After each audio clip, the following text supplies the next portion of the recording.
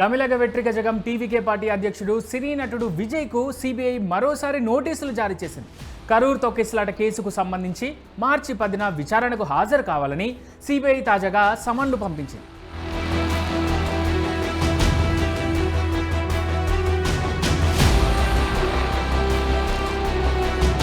అసలు కేసు నేపథ్యం ఏంటంటే సెప్టెంబర్ 27, 2025న కరూర్లో జరిగిన టీవీకే పార్టీ బహిరంగ సభలో తొక్కిసలాట చోటు చేసుకుంది. కేవలం 10,000 మందికి అనుమతి ఉన్న చోట సుమారు 30,000 మంది పైగా తరలి వచ్చారు.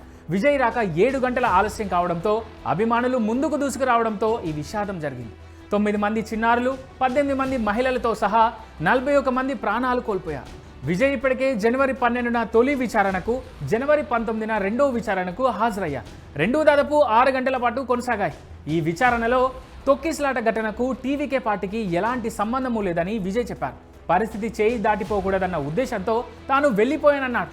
ఇక ఇదే కేసులో TVK party general secretary Bussy Anand, election management division general secretary Aadhav Arjun, joint general secretary Nirmal Kumar, Karur జిల్లా సెక్రటరీ మతియ జగన్లను కూడా సిబిఐ ఇప్పటికే విచారించింది.